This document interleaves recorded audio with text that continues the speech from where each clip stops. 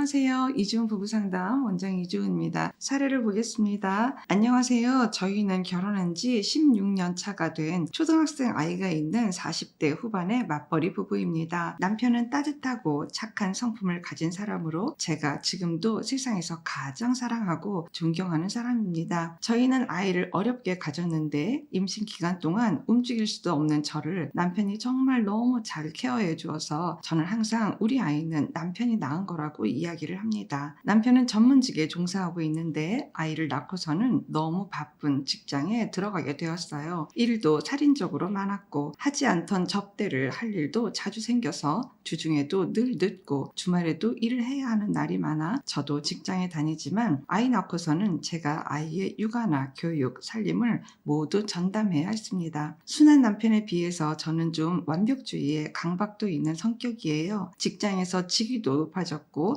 아이도 학군에서 뒤처지지 않게 하려고 아둥바둥했고 집 청소라든지 살림도 완벽하려고 했어요. 놓치는 것 없이 행복하게 산다고 믿었었는데 이제와 보니 제가 정작 제 인생에서 가장 중요한 것들을 다 놓쳐버린 것 같습니다. 올 봄에 남편과 크게 다투었는데 남편이 저의 성격, 싸울 때 폭언에 골물대로 볼맞다며 이혼을 요구하고 집을 나간 지 6개월이 되었습니다. 자주 다투지는 않았지만 제가 다툴 때 분노 조절을 하지 못했어요. 저는 남편이 매일 늦고 주말에도 일하거나 골프를 치러 나가고 아이 교육에도 참여하지 않는다는 걸 비난하고 손님처럼 참 편하게 산다며 남편의 일, 인격을 비난하고 자존감을 무너뜨리는 날카로운 말들과 심한 언행을 했어요. 남편이 사실 집에 무관심한 건 아니고 일이 너무 많다 보니 그랬던 걸 알면서도 저도 몸도 마음도 한계를 느끼며 그렇게 비명을 지르는 괴물이 되어버렸던 것 같아요. 화도 한 번 내지 않았던 남편이 나가서 첫 2달간은 완전히 다른 사람처럼 분노와 경멸을 보이며 협의 이혼을 강요했고 안 되면 소송이라도 하겠다고 했습니다. 평생 비위 맞추고 사느라 주장도 해보지 못했다. 이제껏 네 마음대로 살았으니 이번만은 본인을 존중해 달라. 아이를 제가 키우면 양육권이며 집이며 다 주겠다고 구체적인 조건까지 말하면서요. 저는 너무 충격을 받아서 쓰러지기도 하고 울며 무릎 꿇고 빌기도 하고 편지도 쓰고 매달렸지만 아무 소용이 없었습니다. 밥도 못 먹고 잠도 못 자는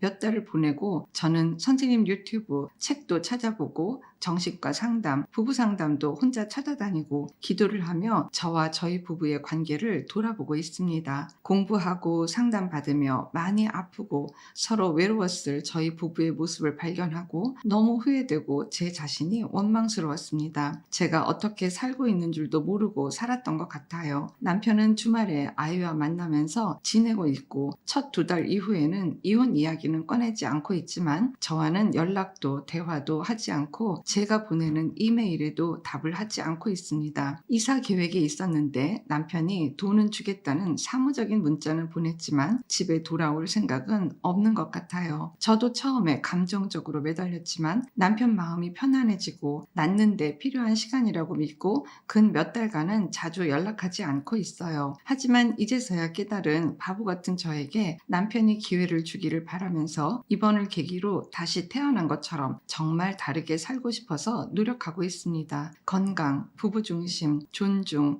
믿음, 이해, 가족의 마음, 스스로 마음을 들여다보는 것, 성숙한 부부와 가족의 모습에 대해 알아가고 있고 꼭 그렇게 살고 싶어요. 선생님, 저에게 기회가 있을까요?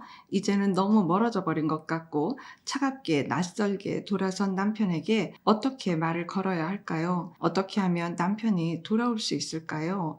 라고 글을 주셨습니다.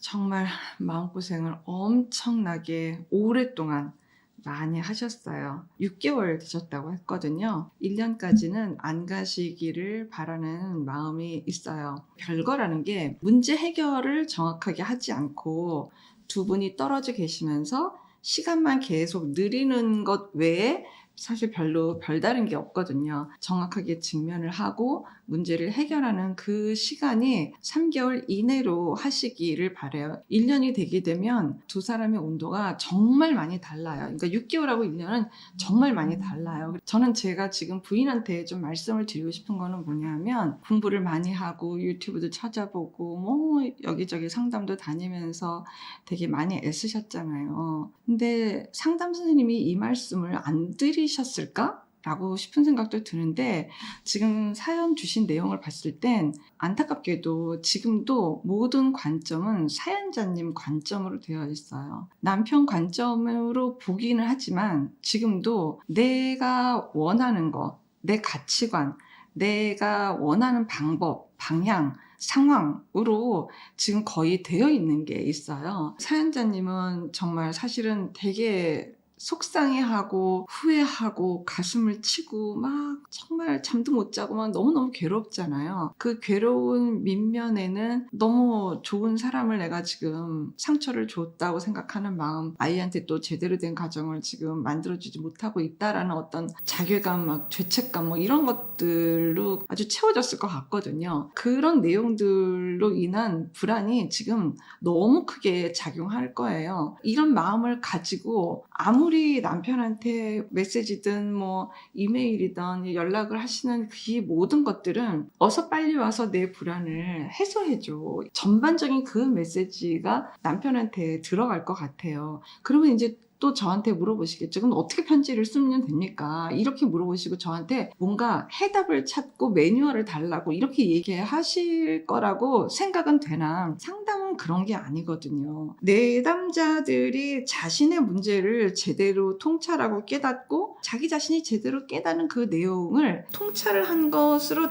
내 관점이 바뀌고 내 내면이 정말 스며들어서 내 어떤 목소리 톤이라든지 어떤 마음의 결이라든지 뭐 이런 것들은 정말 배우자가 느껴야지 되는 거예요. 정말 진심과 진정성이 들어가야 되는 내용이지, 사실 지금 여기 모두 잘한 사람 잘못한 사람 이게 뭐가 있겠어요. 다만 이런 게 조금 이렇게 되면 좋겠습니다. 이렇게 되지 못한 게 참 아쉽네요. 되지 못한 이유가 뭔 것 같습니까?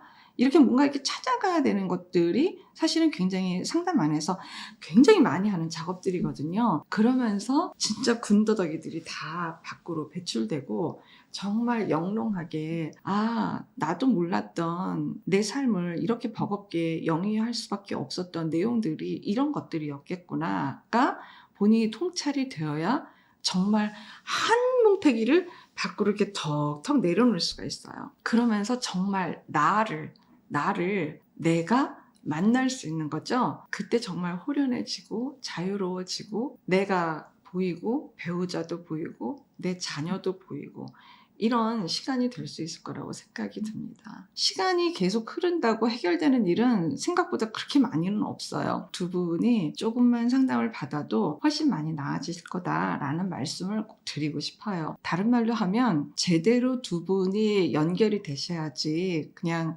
어줍지 않게 대충 연결이 돼서 또다시 이런 비슷한 류의 어떤 조그만 일이라도 우리한테 있는 날에는 이제 정말 뒤를 볼 수가 없어요. 다시 희망을 갖기는 너무 어려워요. 중요한 거는 우리가 또 살다가 비슷하게 싸우더라도 우리의 근본적 마음의 맥락을 진심으로 볼 수 있고 느낄 수 있고 그렇게 꽉 연동이 되어지는 자생력 같은 것들이 딱 자리를 잡는다면, 좀 비슷하게 싸워도 좀 아내가 속상해서 막 뭐라고 하는 날이 왜 없겠어요, 살다가. 그런 날이 있더라도 거기에 대해서 내 심지가 훨씬 더 굳게 작용하는, 부부가 또 그런 심지가 굳게 작용하는 그 상태가 충분히 만들어지실 수 있거든요. 거기에 대한 전문적인 상담이 필요하다고 봅니다. 조금 용기를 내시길 바라요. 용기를 내시기 바라고, 그 무엇보다 가장 소중한 건 부부의 마음인 거고, 책임을 다하고 아내와 아이를 보호하겠다라는 것은 남편이 아직 그런 심지가